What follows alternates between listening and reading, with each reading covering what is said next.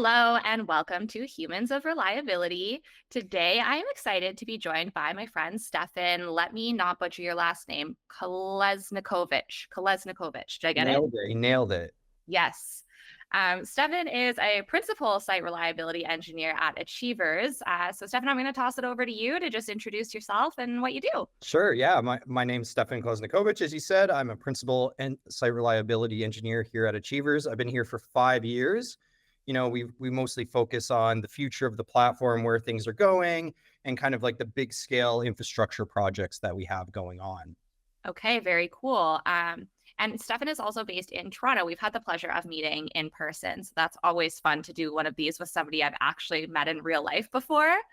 But the first question I wanted to talk to you about is, as we mentioned, so you are a principal SRE, and I'd like to hear a bit about what SRE looks like at the principal level and how you would kind of describe that transition from a staff or senior staff role into a principal level SRE. Yeah, absolutely. It's a journey, and not anybody can just jump into the principal footsteps. You really have to have that experience, and that really helps get to where you want to go as a principal engineer. We really focus more on the future of the platform, as I was saying, and firming up processes to make sure there's no gaps in any process or any documentation. We do a lot of peer reviews. So while we are still contributing and adding code, we do a lot of peer review and shadowing and mentorship for other people on the team. Usually we work side by side with staff engineers, whether they're developers or on the SRE team as well. So it's a lot around, being that mentor. Maybe you have a project assigned to you that's company wide, and you have an initiative. So we often, as the principals, get an initiative that we have to, achieve for the year. Okay, that's cool. That makes sense. I've heard from a lot of principals, even outside of SRE, just principal engineers in general, that same idea around, like you said, the future of the platform, like just really a further vantage point and looking further ahead about not the technology problems that you're solving today, but trying to anticipate and plan for those technology problems you'll be solving, however many years into the future. And with that, there's obviously always something new to learn. I'm wondering if there's any specific emerging technologies or tools in this space that you would encourage SREs to maybe focus on learning right now that you think are going to be really important. Yeah, there's always different trends that have kind of passed over our industry over the last few years. But the big one that I'm kind of dipping my toes into now is FinOps. So like financial operations, and figuring out how that relates back to your infrastructure and, per usage, per user, all of these things that are kind of a little bit more business oriented than reliability oriented. So it kind of goes a little bit further, and as you get higher in a company, sometimes your responsibilities go less technical and they go more, in this case, financial operations and trying to save money. So I've been using a lot of tooling lately to kind of figure out how much things cost at a very detailed level, and trying to write automation around that.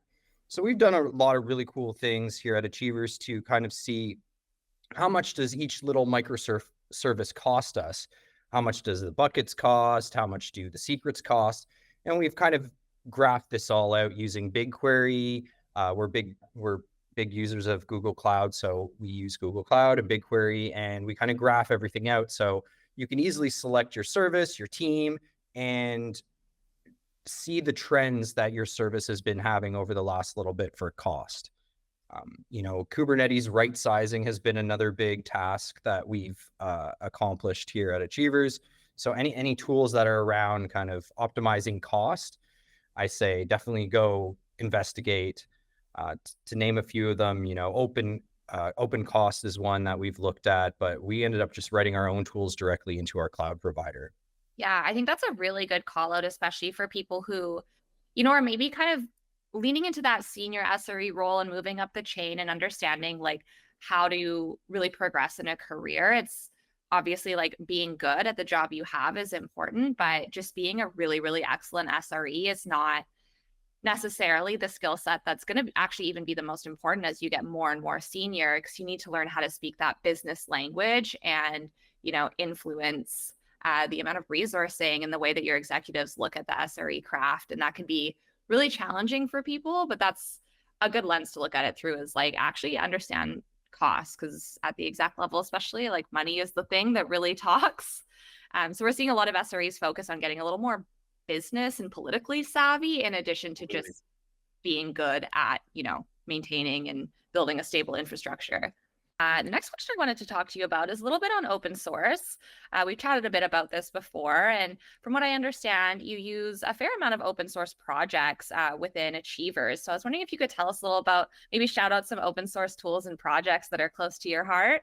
Absolutely. Yeah, we're big fans. A lot of the people that work at Achievers are old school ops guys, old sysadmin guys. So we really like the open source community, and we try to contribute where we can. But we utilize a lot of the tools. So, our stack is based on Kubernetes. We use Argo CD. We're writing things in Go all the time now. We're really kind of embracing a lot of these cloud native tooling. Just recently, we started using the Kata autoscaler. And this is a really interesting tool because it allows you to advance your Kubernetes auto scaling capabilities by scaling down to 0 or having conditionals to scale on multiple objects. So this is something that really, relates back to cost too. If you can shrink your infrastructure size and have smarter auto scaling, you're going to save costs. So this was something that we implemented, and, it's just open source tooling out there on the internet. I sense a conference talk coming out of that. I'm going to see you on a stage talking about that sometime soon. Possibly. Very cool. Outside of work, I know that you also do some work as a photographer, and I would definitely like to hear about how you got into photography. And if I remember right, specifically, it's like fashion photography you mainly do? Yeah, mostly fashion and portrait photography. I kind of got into it on a whim. I had a friend in high school many, many years ago who was always into photography, and I took a picture of her, and she was a photographer herself, and she worked with a lot of modeling agencies, and one of them saw my work and thought it was beautiful, and it kind of took off from there. I started working with them. I started working with other people in the Toronto fashion scene, and just started taking pictures. And I got to travel, which was really cool. I got to go to London, England. I got to go to Los Angeles a few times and take pictures and work with agencies kind of in different places around the world. So it was a lot of fun, and I kind of just fell into it. So it was sort of a hobby for a while. And then I really got into, when I was shooting a lot of fashion models, I really wanted to help improve people's careers. This is something that I like to do here at Achievers or anywhere that I work, is I really like to help people improve their career, put them on the right path. So as a photographer, I was doing the same thing. I worked with a lot of models that were just starting their careers, help build their portfolio, and then, they get sent off to go work somewhere around the world and become famous models. And then the same thing with music. I did a lot of photo shoots for up and coming musicians in Toronto. Yeah, that's super cool. Toronto also just has such a great fashion scene that I feel like needs better global recognition. Like if you're in Canada, you're going to get a lot of cool fashion in Toronto, but there's some really cool independent designers and labels out there. Absolutely. Okay, sweet. I only have one more question for you. And this is something we chatted about last time we saw each other in person, because you and my husband have this in common, that you're a big guitar guy. So I would like to know, what is your dream guitar? If you could add any guitar to your collection, what would you get? Ooh, a dream guitar. I don't know. That's a great question. I'm a big fan of the traditional Strats and Les Paul, so I would probably get a really cool Les Paul, like maybe like the Peter Frampton black guitar with the 3 pickups. I'd probably get something slick and all in black. Super sick. Awesome.